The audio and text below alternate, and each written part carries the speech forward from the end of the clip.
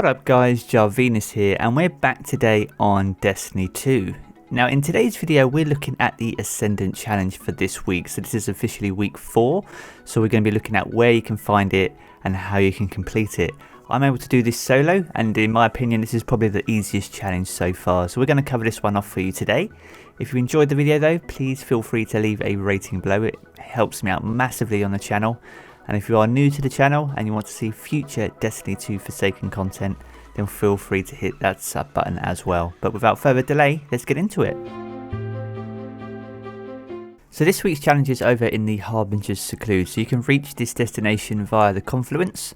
So if you go to the gardens in the first instance, jump up onto the bridge and through the taken portal in front of you, then it will bring you to the confluence, and if you follow my route from the confluence, this will bring you out to the Harbinger's Seclude where the challenge is this week.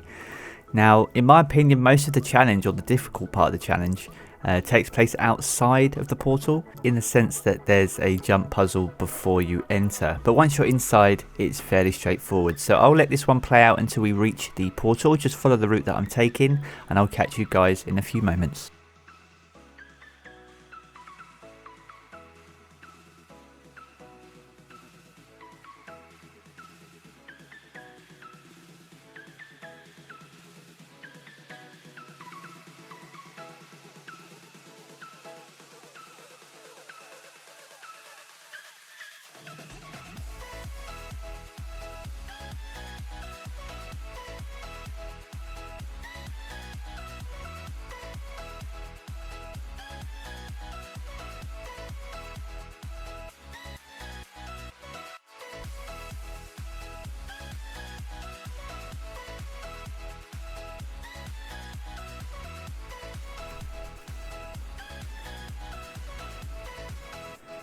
So once you've cleared out the ads, you'll come over to this statue, and the portal itself, once you pop your Tincture of Queensfall, will appear on the top of the statue in front of you. Now on the right side of the bridge though, there is some hidden Ascendant platforms, and you need to use these in order to scale up to the top of the statue in order to jump through the portal, as I have done there. So follow that route and you'll be pretty good to go. Now from here you can scale these rocks on your way over to the central platform, which is lit up slightly in front of you. So it can be a little bit tricky just to sort of navigate your way over these rocks, so take your time. There's not really any ads at this particular point, which is why I believe this is probably the easier of the challenges so far. So you slowly navigate your way over.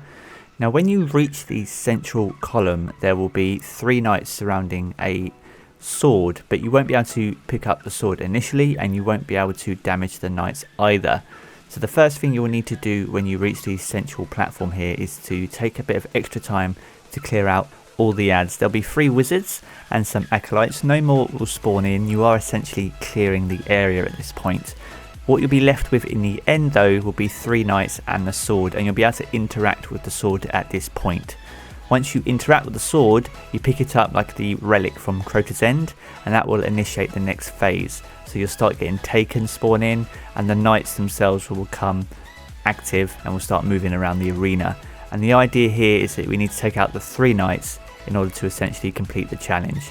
Now the biggest hints and tips that I can give is just to keep moving, be patient, and sort of plan your attacks, because if you don't, you could get overwhelmed quite easily. They do chase you around the arena, as you'll see in a moment. So be patient, be calculated, and it will get easier as you take the knights out. They chase you less and less, and they get spaced out a bit more, and it just becomes easier.